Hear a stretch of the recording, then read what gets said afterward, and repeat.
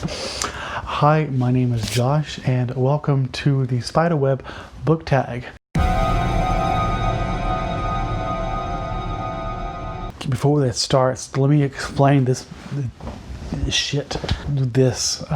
costume. It's supposed to be Shirley Jackson on this cover, but it's not very good because this wig, oh god, this wig is not made for this. I'm trying to make it look presentable, but I don't know, it's the best I get. That's who I'm cosplaying as. This is a terrible cosplay and I'm embarrassed. God damn it, I'm gonna stick to it. So let's just get started. If you don't know, this is a tag created by Brave and the Lock Petition.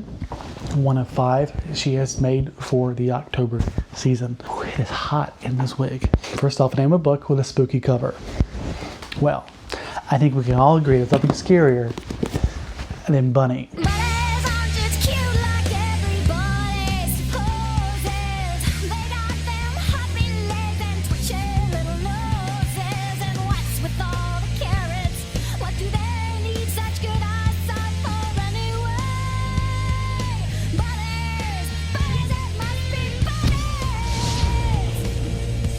Obviously that's a joke. Any Buffy fans out there hopefully appreciated that. I think there were a few options here. Cabinet in the World at first glance is not scary, but if you look really closely, like how the house is turned sideways, it's like a wood that's just bleeding from the sky. It's actually pretty creepy. And then another one, of course, is going to be The Shining by Stephen King. When you look closely, it's creepy as fuck. Look at the eyes of that kid. Even just the kid, it's without those eyes like that. It's just weird. The artwork from the 70s. Oh God. Ooh, hot, hot, hot, hot, hot. Do you prefer reading in the dark or in the morning, and why? Honestly, if it's a horror book, I'd love to read it at night. It's just more ominous, and the nighttime biking can be fantastic and beautiful. But in general, sorry, his hair. In general, I like to try and get out bike in the morning. It's a great time to get exercise, enjoy the cool air before the sun is up too much, and get the day started off with a nice bike ride. So in that sense, I would say in the morning, preferably. What happens more often is I go at night. So realistically, I might like the idea of getting up in the morning, but the reality of the situation is I stay up late more often than I get up early. Name a book with more twists and turns than you could count. Well, that's pretty much any book I read because I'm really bad at remembering details. The first one that comes to mind here, I just remember having a shit ton of twists and turns, is Scythe by Neil Shusterman. This is so mainstream, I don't want to make that my pick. Another one I could say, I don't know if it really counts well, but Middle Game by Sean McGuire. I mean, technically there's a lot of twists and turns. Not as shocking, I'd say, as Scythe, but it is a sufficient number of you think it's going one direction and it goes a different direction, I suppose. The one I'm going to go with here is another one I'm not actually sure if how many twists are in here. But it's If We Were Villains by Emil Rio. This is just because of all the thrillers that I've read, which honestly isn't that much. This shelf right here, like half of that shelf over here, is what I've read of thrillers. And so far, this is like my favorite. I've only read it once. I need to read it again. I just remember loving the characters, the way it's written and everything about it. Like, I didn't actually love the characters. I loved how much I hated the characters. But I just really like this book. And I feel like there were some shocks. Probably not as many as Scythe, but you know what? It's technically more than I can count. Name a character that was affected or died from a potion or poisonous bite. This one I struggled with for some reason because I don't really read that many books with people dying from potions. Like, it implies a witch of some sort.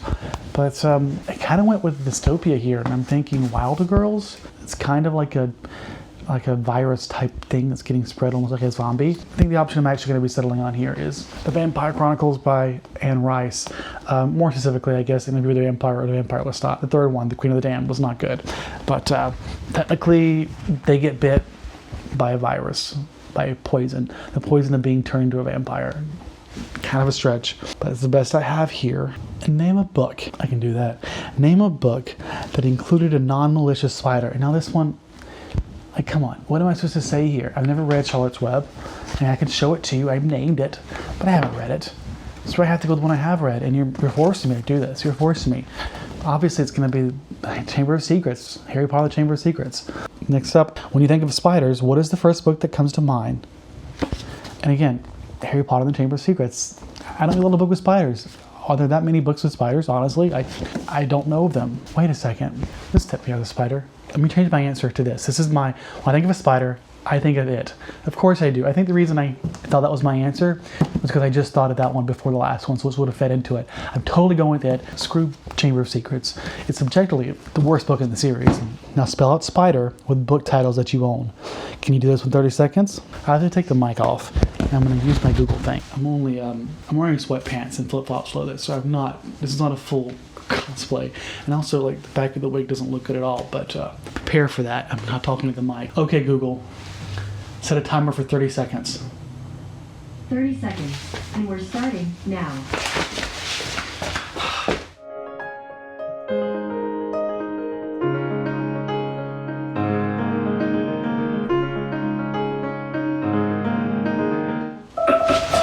Okay, Google.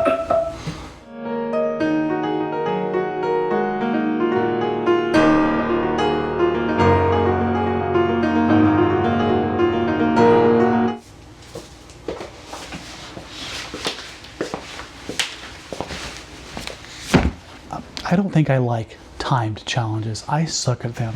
I fucking suck at them. Okay, let's just do this. Can you read S-P-I, no, there's an I in here. S-P-I-D-E-R,